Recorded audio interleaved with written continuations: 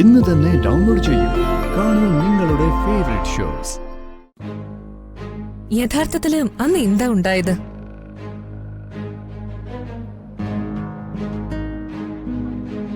ഏട്ടത്തേക്ക് അപകടം സംഭവിച്ചാലും അവന്റെ യേശയ്ക്ക് എന്തെങ്കിലും പങ്കുണ്ടോ?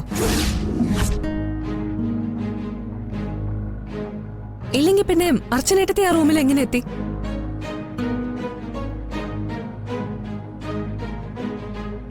ഏട്ടത്തി എന്തോന്നും പറയാത്തെ?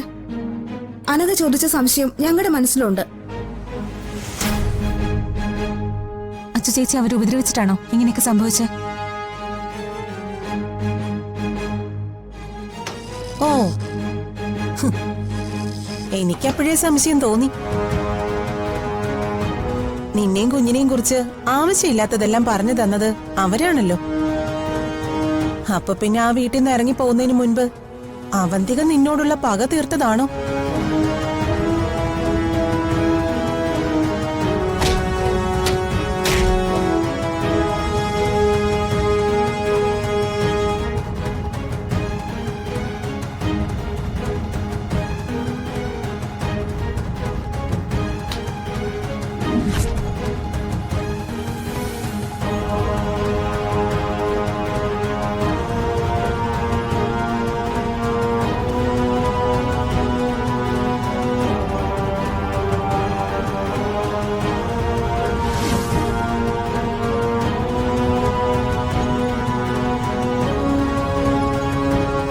ഏട്ടത്തി, ഞങ്ങളോട് ഒന്നും ഒളിക്കണ്ട.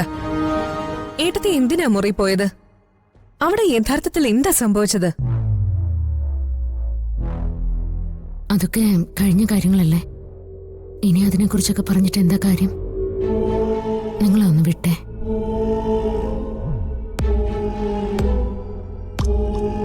നമ്മുടെ വീട്ടില് ബാധിച്ചിരുന്ന ഒരു വലിയ ബാധ ഒഴിഞ്ഞുപോയി. ഇനി നമുക്ക് എല്ലാവർക്കും കൂടി സന്തോഷത്തോടെയും സമാധാനത്തോടെയും ജീവിക്കാൻ ശ്രമിക്കാം. ആരും ഇനി പരസ്പരം പിണങ്ങരുത്. ആ, ദേ, നീ ഇത് കഴിക്കേ. ആ,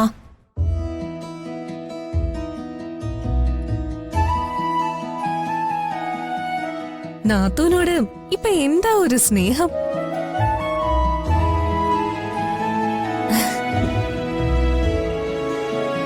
എന്റെ ചേച്ചി മീരേച്ചിയോട് അടുത്തപ്പോഴേ ഞാൻ വിചാരിച്ചതാ നിങ്ങൾ തമ്മിലടുപ്പിക്കാനുള്ള പ്ലാനാ അവരുടേതെന്ന്.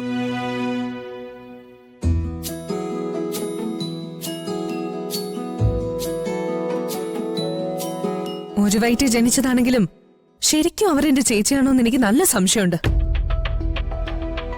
അവളെ എപ്പോഴെങ്കിലും നേരിട്ടെന്റെ കൈ കിട്ടും. നല്ല നാലെണ്ണം ഞാൻ പറയുന്നുണ്ട്. അവള് ഞങ്ങളുടെ വെഡിങ് ആനിവേഴ്സറി കൊളാക്കിയിട്ട് പോയവളാ.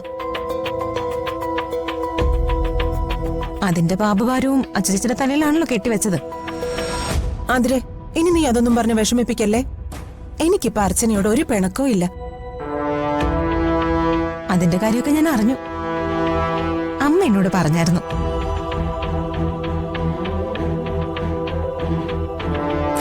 എന്ത്? കോടതിയിൽ കിടന്ന കേസ് വിധിയായ കാര്യം. അതിന്റെ സന്തോഷത്തിനാ ഈ സൽക്കാരമൊക്കെ അല്ലേ?